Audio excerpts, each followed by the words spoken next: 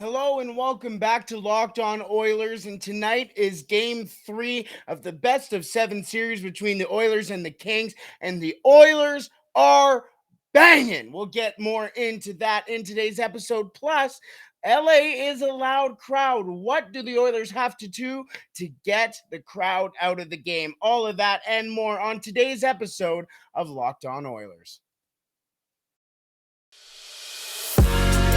You're Locked On Oilers, your daily podcast on the Edmonton Oilers. Part of the Locked On Podcast Network, your team every day. Hello and welcome back to Locked On Oilers podcast. I'm your host and former Oilers game day producer, Brett Holden. Thank you so much for making Locked On Oilers your first listen every day. On today's episode, as I mentioned, the Oilers are banging and they're throwing bodies, they're making hits, and just how important is that for the Oilers throughout the rest of the series and the playoffs? We'll get more into that. Plus, we will talk about 3 things the Oilers need to do to win in LA at the Crypto.com arena, and 3 things the Oilers need to do to, avoid essentially to not lose in Crypto.com, formerly Staples Center, as I will always call it, the Staples Center. We will get into that a little later in today's episode, but let's lead off with the Oilers' physicality. Yes, the Oilers' physicality has been something else, especially in game 2, and it really showed and reared its ugly head in game 2, as it was a very, very physical affair between the Oilers and the Kings in game 2. Now, how can the Oilers transition that physicality into an away game will be the most interesting thing to see. But when the Oilers are getting around, smashing bodies and getting the puck, making the defense and the LA Kings uncomfortable, that is when they're at their best. And we will get more into why and how the Oilers are able to really enforce that against the LA Kings. But let's look at the physicality first. The Edmonton Oilers are 4th of all the playoff teams right now, but after the 2 games in hits. Between all of the 16 NHL teams, the Oilers are 4th in the NHL. They currently have 75 hits in 2 games, led by none other than Zach Kassian, who had 6 hits in game 2, 6 hits in game 1. And as so many people have said since game 2, that was one of the best games that Zach Kassian has played for the Edmonton Oilers since the San Jose series. That's 2017. Almost 5 years later now, Zach Kassian is finally getting back to his former ways. And look at what the Oilers were able to do. They were able to score 6 unanswered goals, not in 3 periods, not in 1 full game. The Oilers scored 6 unanswered goals in 2 periods. Leon Draisaitl didn't score the first goal of the game until the second period. And then the floodgates opened. And then the Oilers started scoring. And then Darnell Nurse scored shorthanded. And then Ryan McLeod tipped it in. And then the Oilers started the 3rd period with a tough and gritty good luck goal by Evander Kane. And then Jespoli Arvi got off the schneid. And then Evander Kane scored again. And the LA Kings were scared and tired and not willing to go into those physical areas because they knew they were going to go and get hit. They knew that no matter what they were going to do, they were going to get hit and they were going to get punished. Zach Kassian has 12 hits so far in the series. Evander Kane has 11 hits so far in the series. 3rd on the Oilers is Connor McDavid. Connor McDavid is 3rd on the Oilers in hits so far in the 2 games. And that is something that so many of the Oilers, and not only the Oilers players, Mike Smith mentioned it. Jay Woodcroft mentioned it in his post-game interview as well. The physicality that not only the guys like Zach Kassian and Evander Kane will bring to the team.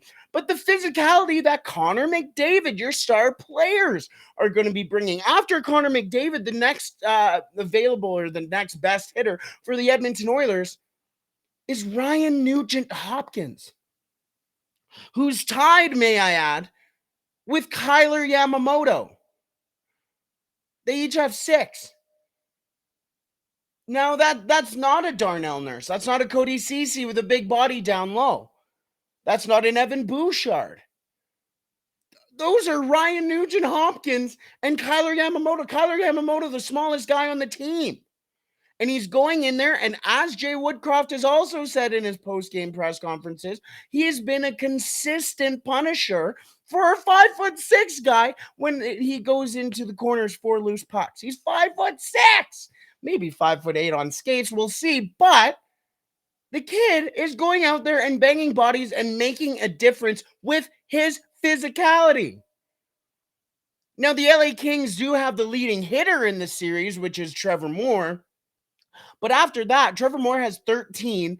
Zach Kassian has 12. After Trevor Moore for the LA Kings, the next best hitter is Brendan Lemieux at 8. Then this is a myriad of players for the LA Kings at 8 hits. Brendan Lemieux, Matt Roy, Carl Grundstrom, and Mikey Anderson. Those aren't exactly the guys that the Edmonton Oilers are facing every single shift. Those aren't the Philip Deneaus. Those aren't the Adrian Kempes. Those aren't the Anjay Kopitars. It's just not. But when you take a look at the Oilers, yes, Zach Kassian isn't going to play 15 minutes a game, but you know who is Evander Kane. You know who is Connor McDavid. You know who's going to be putting in a strong 12 to 15-minute game? Kylo Yamamoto. You know who's a guy that you're not really going to recognize on the ice until all of a sudden he's putting you through the boards?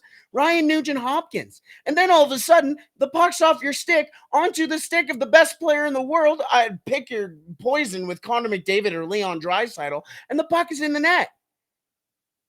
The puck is in the net, and the Oilers did that in Game 2. It'll be important for the Oilers to continue that into Game 3, especially with them being in Los Angeles, away from their home fans. Now, there will be a fantastic contingent of fans that head down to Los Angeles for those 2 games, including Ben Selter, but it's still going to be an LA Kings crowd. So if you can take them out of the game early with those hits, and if the LA Kings are starting to feel physical, they're a young team.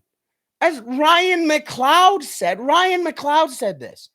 He said that they have to start getting the pucks deep past their young defensive core and finish them and physically finish them. Ryan McLeod, who's been in the league, this is his first full season in the NHL. But they have the mentality to be able to go into the corners and battle it out with these younger players because they realize it's just going to end up getting into their heads. When you're sitting out there and you're losing 6-0, despite having a terrific first period, despite having a very solid 3 periods in the game before in Game 1, now you're sitting here and going, man, we only beat them by 1 in Game 1. Now they just beat us by 6 in Game 2. And I'm tired. My body is sore. These guys haven't played these types of minutes, these types of games long into a season. And if the Oilers are able to keep that physicality up, I'm not 100% sure if this series will go past 5. I think, honestly, if the Oilers keep banging those bodies, keep imposing their physical will, this series will be short. So what do the Oilers need to do in Los Angeles to make sure that they are able to get the lead in the series for the first time since 2017? That brings up some scars. We will get to that in just a second, but first, let me tell you about our partner, Built Bar. Summer is coming up, and with summer, you're going to need some food on the go, and Built Bars are the perfect snack to take with you on those family vacations. Throw them in your backpack, throw them in your kid's backpack. Make sure that everyone has a bar so you are fueled for your summer adventures. The best part about Built Bars is that they're healthy and delicious. No more sacrificing delicious food for health With Built Bar, you can have both.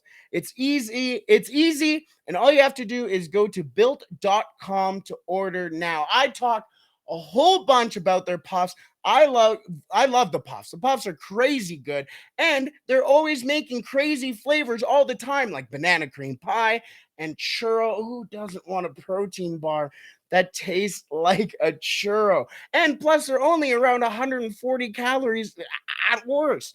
At worst. If that's not enough flavor for you, then you might want to try the mixed box, which comes with 12 flavors of bars and puffs. Most Built Bars contain between the 130 to 140 calorie range, with 4 grams of sugar, 4 net carbs, and 17 grams of protein. When you compare that to a candy bar, which is normally around 240 calories with 30 grams of sugar and dozens of net carbs, it is high and away much better for you. Go to built.com to get all of your favorites, including that banana cream pie, that churro, raspberry, double chocolate, and so many more delicious flavors. They're all fantastic. They are all delicious, and they are coming out with new flavors all the time. Check them out at built.com. And if you go to built.com, make sure to use the promo code LOCKED15, that is locked 15, to get 15% off your order. That is locked 15 for the promo code to get 15% off at built.com. Now, let's go into the 3 things as I gather through all of my notes here. Let's go into the 3 things that the Edmonton Oilers need to do to make sure they win in Los Angeles. Los Angeles is not an easy building by any means. I understand it's the West Coast. I understand it's the best coast. I understand that it is Los Angeles. And a lot of people may not. Hey, I guess I'm wearing a Los Angeles Dodgers shirt. So I know I understand how Los Angeles can be. But I think a lot of people don't realize how great of a building Crypto.com is now. I'm always going to call it Staples, so I'm sorry for all those Crypto.com fans. I'm calling it Staples. Staples Center is fun. The Staples Center is bumping, especially in the playoffs, especially when you get Will Ferrell taking his shirt off and screaming, "Let's go Kings." I understand that. But the Oilers, the first thing the Oilers need to do in order to be successful in games 3 and 4 is to get that crowd out of the game. They gotta suck the energy out of that building early, whether that be an early goal, whether that be early sustained pressure, whether that be just imposing your physical will. You gotta get those fans a big save. Mike Smith can throw a big save, a big glove into there. The Oilers need to get the energy out of the building fast. And that is one way. And if they do, especially for a younger team, as we have mentioned and absolutely hammered on, for a younger team like the LA Kings, who will be, just like the Oilers were in game 1, pumped up with the energy of their home crowd. If you can force them into making mistakes early, and look at what happened in game 1 with the Oilers and Kylo Yamamoto taking that energy penalty. 50 seconds in, he was already holding on to, I believe it was Alex Iafallo, and he ended up getting a penalty early in the game and kind of took the fans out of the game, and which led the LA Kings to kind of start to build pressure early in those first 10 minutes. And eventually they scored the first 2 goals and won that game. So if the Oilers can do something similar to a young and inexperienced LA Kings, it could be a repeat of game 2, and it might not be pretty for LA. Speaking of repeats of game 2, the second thing the Oilers need to do to be successful in LA will be just keep banging bodies. Keep hitting. I won't hit this hammer on the head too much more and hit this nail on the head too much more, because the whole first section of this first episode, or of this episode, has been about the Oilers' physicality. But if the Oilers are able to if they're able to suck the energy out of the building and just make it feel like the Kings are just physically tired and out of the game, it's just going to be so much simpler for the Oilers. Like you could see Jonathan Quick even at near the end of the game. Obviously, he's not into the physicality as much as most of the other players, but I mean, Jonathan Quick is a very active goaltender, so he will be in those scrums, I guess you can say. But you could see Jonathan Quick even when he covered the puck halfway through the third. He was huffing and puffing. Are you kidding me? The goaltender, if he's feeling that, could you imagine what the younger player? Jonathan Quick is a two-time NHL Stanley Cup champion, a Vezina Trophy winner, and probably I will be biased here. I think Jonathan Quick is the greatest goaltender of our generation, of at least currently playing, at least since Dominic Hasek or Martin Brodeur. Like, my goodness. He is a fantastic goaltender who has won numerous cups and has been there for a reason. And he was tired. You don't think that the kids who were playing in their first few NHL playoff games are sitting there like, oh my goodness, if I have to see Zach Kassian one more time, I might just pack it up and go. I'm not saying, I'm just saying. And the third and final thing that the Oilers need to do to succeed in Los Angeles is get to Jonathan Quick. Do not let Jonathan Quick get comfortable. Get those shots. Everybody, please keep getting those shots on Jonathan Quick. Get him to move, make him move, force him to get out of position. The Edmonton Oilers are currently out shooting LA right now, 75-65 in this series. That's 10 more shots that the Oilers are throwing towards Jonathan Quick. And over 2 games, that's an average of about 5 extra shots. Hey, if the LA Kings are throwing 30 shots onto Mike Smith, that means the Oilers are throwing 35.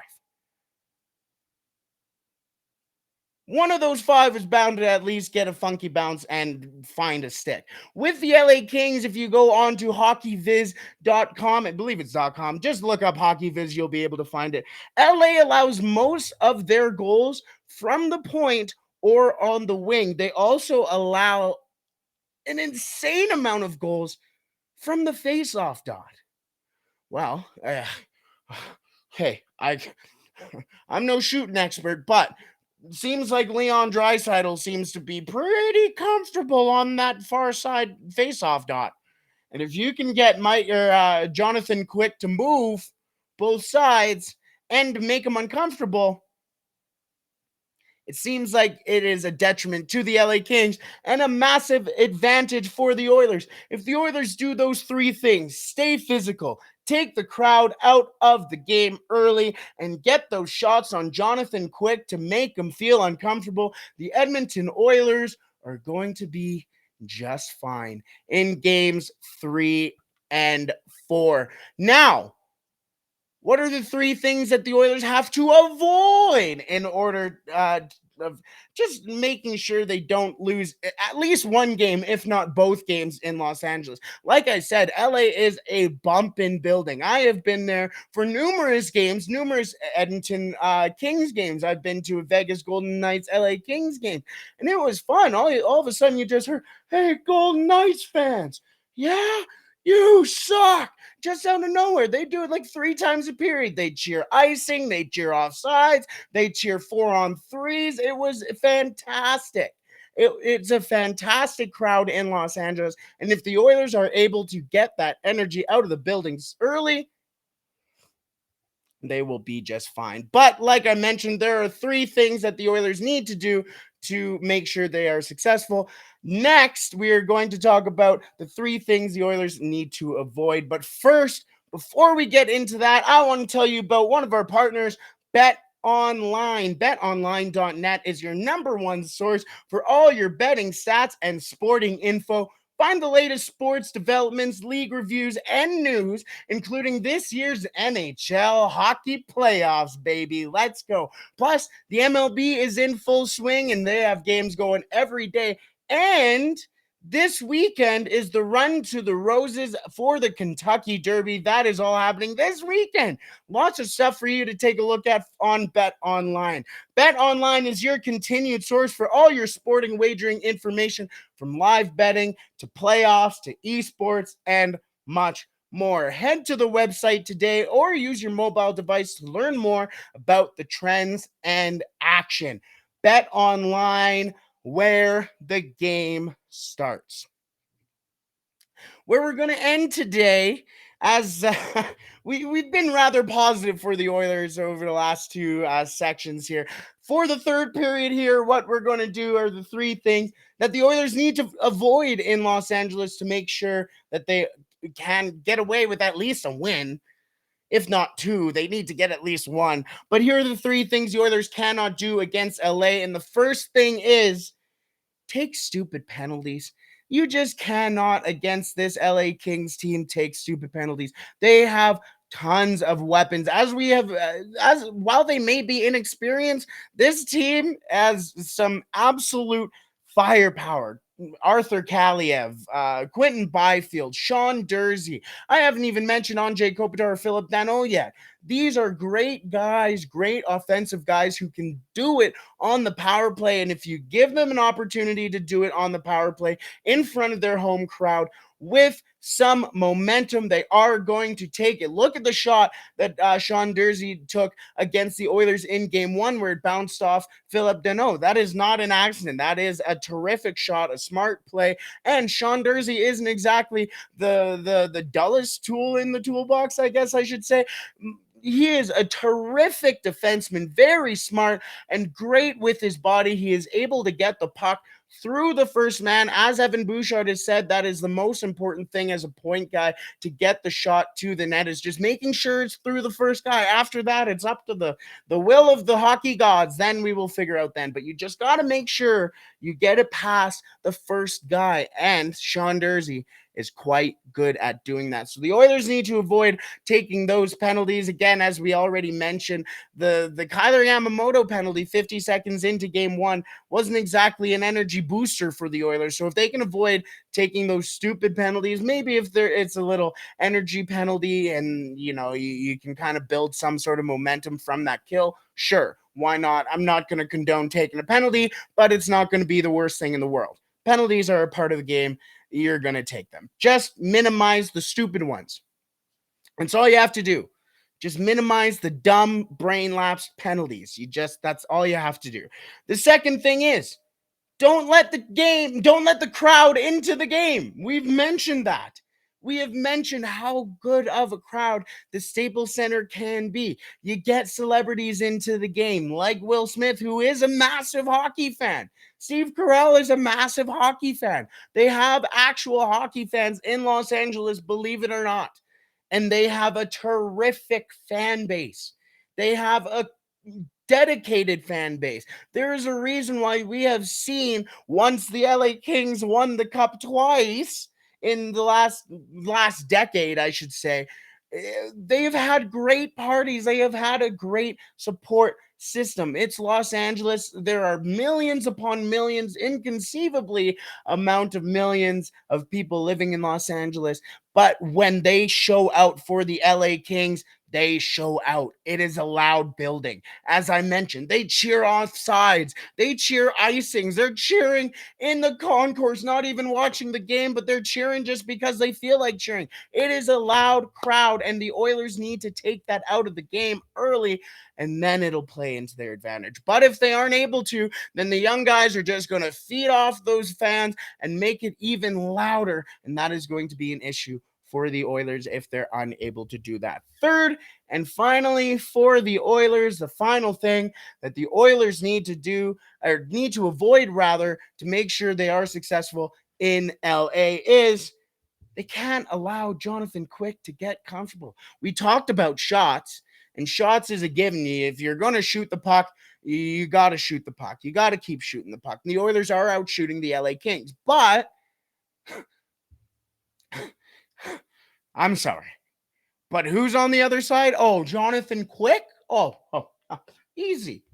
Not bad. Yeah, no, Jonathan Quick, one of the best goalies we have ever seen at somehow his age. My groin is getting pulled. How in the heck is this guy still pulling off the saves at the clip that he is still right now? He is an insane goaltender, and no matter what, Jonathan Quick will be an X factor for the LA Kings. So if you're able to get him out of his groove, get into his grill a little bit, start to make him think even more, then the Oilers are going to be successful. If they aren't going to be able to do that and allow Jonathan Quick to get into the game, get into his flow, get it. The thing about Jonathan Quick is that he's almost like a rapper.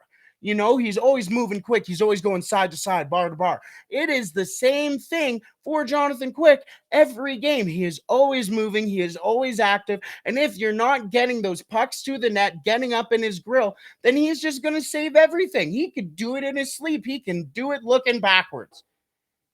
Jonathan Quick is a hell of a goaltender and will continue to be until you get into his head. And the Oilers need to do that. You have guys like Evander Kane who can just stand in front of the net. Yes, Puljujärvi is annoying as heck. The guy is 6'5". He's got to be 6'7" on those skates. And the kid just stands there and smiles at you. The kid doesn't know English to chirp you, so all he does is just look at you and smile. And you're like, what is this kid thinking? Zach Cassian just smiles and waves just like those penguins. He will get into your head. He will get into your face. And once you get mad enough, he'll just stand there and smile. He won't say anything. He'll just stand there and smile. And the Oilers need to get into Jonathan Quick's head by doing that. You got to get those scrums in front of the net. You got to make it ugly for the Oilers. Even if you score a goal, that is ugly, as the Oilers don't necessarily do that a whole bunch. But if you're able to do that, you have guys like Zach Hyman, Jesse Puljujärvi, Evander Kane, Kylo Yamamoto, who can jam those pucks into the net from those tough angles. And if they can, and they can get into Jonathan Quick's grill, it will be masterful for the Oilers. But if they can't, if Jonathan Quick gets into that groove, then the Oilers may be screwed. So those three things that the Oilers need to avoid in LA are: do not take those stupid penalties. Stay away from them. Number two, do not let the crowd into the game, especially early. And three, don't let Jonathan Quick get in his groove. Get him out of it. Get the Oilers out of Los Angeles with at least a win, if not two, and bring the series back to Game 5 in Edmonton with an opportunity to possibly move on to the second round. We will see what happens in Game 3 that goes tonight at 8 o'clock, and on Sunday night for Game 4, that will be happening as well at 8 o'clock in Los Angeles. We will have a complete recap of Game 3 and Game 4 on Monday's episode. But until then, I hope you all enjoy the games. I hope you enjoy responsibly, and hopefully we shall see you for an important Game 5 on Tuesday in Edmonton. Thank you so much for tuning in to Locked On Oilers for your first listen. For your second listen, make sure you tune in to Locked On NHL, from first round matchups to each and every single kiss on the Stanley Cup this season. Locked On NHL, covers the playoffs like no other. Hear from the latest news and opinions from local experts every Monday through Friday. It is free and available wherever you find your podcasts, including YouTube. That is where we are as well. Thank you so much for joining us. Have a terrific weekend and stay safe.